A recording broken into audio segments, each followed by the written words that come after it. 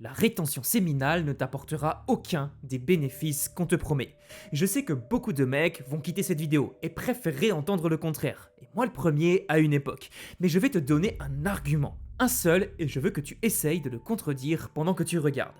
Prends la promesse de la rétention séminale au sérieux 2 minutes. Si retenir ton éjaculation te rend fort, magnétique, plein d'énergie, alors éjaculer doit te vider. C'est la même affirmation, dans l'autre sens. Est-ce qu'on est d'accord?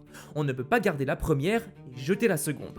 Donc un homme, en couple, qui a des relations 2 ou 3 fois par semaine depuis 15 ans, devrait être une loque ambulante, épuisé, sans charisme, sans ambition, incapable de construire quoi que ce soit. Et maintenant, regarde autour de toi. Les hommes que tu respectes le plus, ceux qui ont une entreprise, une famille, une présence, ils ont une vie sexuelle, la plupart depuis des années. La théorie ne survit pas à 30 secondes d'observation du monde réel. Mais pourtant, ces mecs sur YouTube, sur Instagram, ressentent vraiment quelque chose quand ils arrêtent. Et je vais t'expliquer pourquoi. Parce que la vraie explication est beaucoup plus utile que celle qu'on te vend. Reprenons ce qui circule précisément. Parce que c'est important de le nommer avant de le tester. On te dit que ta testostérone va exploser, que ta mâchoire va se dessiner, que ta pilosité va augmenter, que les femmes vont sentir quelque chose sans savoir quoi, que tu vas développer une intuition, une présence, un magnétisme, que tu vas devenir un aimant.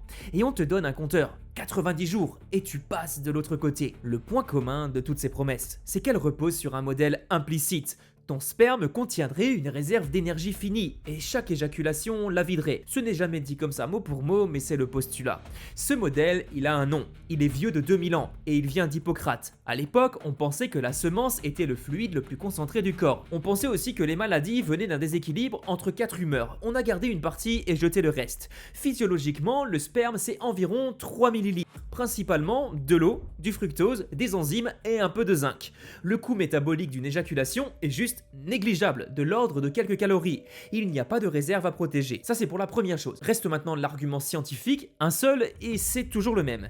Une étude chinoise de 2003 qui montrerait une hausse de testostérone de 145%. Au 7e jour d'abstinence. Sauf que, il y a 3 problèmes. Le premier, cette étude a été retirée. Oui, juste retirée. Ça veut dire que la revue elle-même l'a sortie de la littérature scientifique. Ce n'est pas une critique, c'est une invalidation formelle. Et tu peux le vérifier en 3 clics sur internet. Le deuxième, même en la prenant au sérieux, elle ne dit pas ce qu'on lui fait dire. Elle décrivait un pic ponctuel au 7e jour d'abstinence, qui redescendait ensuite pour revenir à son niveau de base. Pas une élévation durable, une fluctuation. Et le troisième, et c'est le plus important, même un pic réel de testostérone pendant 24 heures ne change rien de visible. Ta mâchoire, ta pilosité, ta voix se sont formées à la puberté, sous des années d'exposition hormonale. Un pic d'un jour ne redessine pas un visage. Et pour comparaison, une thérapie de remplacement hormonal met des mois à produire des changements visibles sous supervision médicale à des dosages sans commune mesure. Donc quand tu vois un mec dire 90 jours de rétention, regarde ma mâchoire, il y a 3 possibilités.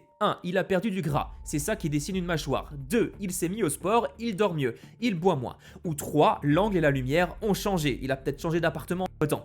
Ce qui a marché, il l'attribue à la mauvaise cause. Alors pourquoi ils se sentent mieux? Alors là maintenant, il faut être honnête, parce que c'est le cœur du sujet. Ces hommes ne mentent pas, ils ressentent vraiment quelque chose. Plus d'énergie, plus de confiance, la sensation d'être plus présent. C'est bien réel, mais regarde ce qu'ils ont fait.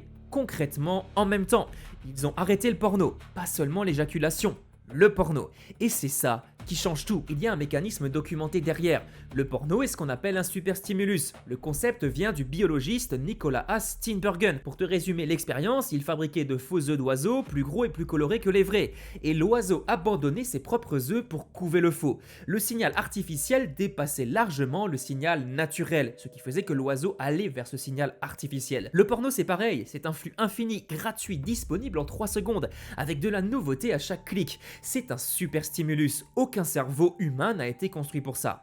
Et il y a une mesure là-dessus. En 2014, l'équipe de Valerie Woon à Cambridge a mis sous IRM des hommes à consommation compulsive. Chez eux, le circuit du désir s'active beaucoup plus fort.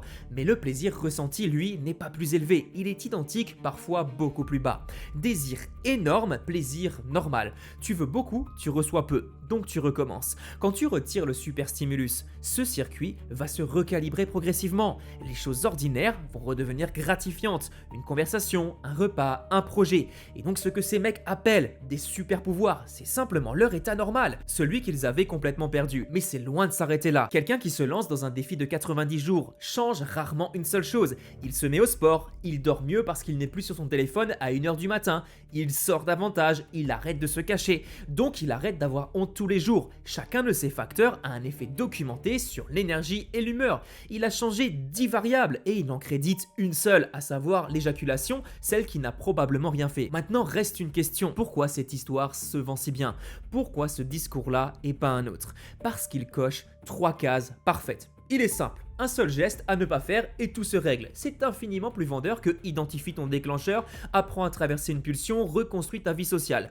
Il est mesurable. Un compteur de jours donne l'illusion du progrès. Jour 12, jour 40, jour 67, tu as un chiffre qui monte progressivement. Donc tu as l'impression d'avancer. Et surtout, il est infalsifiable. Si tu tiens 90 jours et que ta vie ne change pas, on te dira que tu as mal fait, que tu as fait du hedging, que tu n'as pas assez cru au processus. Et si tu ne tiens pas, c'est ton manque de discipline. La méthode ne peut jamais avoir tort. Et c'est bien ça le vrai problème. Pas le fait de ne pas se masturber. Chacun fait ce qu'il veut. Il y a des raisons personnelles, spirituelles ou culturelles parfaitement légitimes de choisir l'abstinence. Le problème, c'est un système où l'échec est toujours de ta faute et jamais celle de la méthode. Et pendant que tu comptes tes jours, tu ne travailles pas sur ce qui te ferait réellement avancer. Alors on remet les choses dans le bon ordre. Ton problème n'est pas ton éjaculation. Ton problème, c'est ce qu'il y a devant tes yeux quand tu éjacules et ce que ça a fait à ton circuit de récompense. Un homme en couple qui a une vie sexuelle avec une vraie personne ne dégrade rien. Il n'y a pas d'écran, pas de nouveautés infinies, pas d'escalade,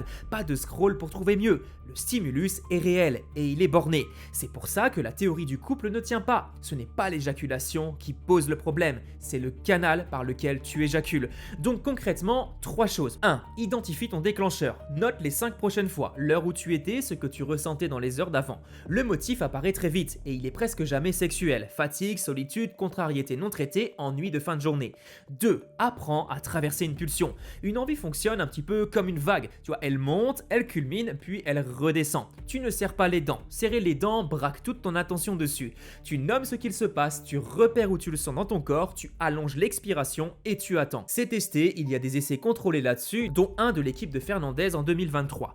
3. Arrête de compter. Ce qui compte, ce n'est pas ton strike ni la durée où tu tiens, c'est ton temps de récupération. Si tu passais 3 jours à plat après une rechute et que maintenant tu remontes en 1 heure, tu progresses, même si ton compteur affiche 0. Je te dis pas que tous ces mecs sont des menteurs. La plupart croient sincèrement à ce qu'ils racontent, parce qu'ils ont vécu un vrai changement. Ils se sont juste trompés sur la cause. Mais quand tu vends ça à des milliers d'hommes en difficulté, l'erreur devient très coûteuse, parce que celui qui tient 90 jours sans rien ressentir en conclut qu'il est un cas désespéré, alors qu'il a juste appliqué la mauvaise méthode. Tu ne cherches pas des super pouvoirs, tu cherches à récupérer ce qu'on t'a pris. L'envie qui monte, tu ne la choisis pas, mais ce que tu fais dans les 10 minutes qui suivent, ça c'est ton travail et ta responsabilité.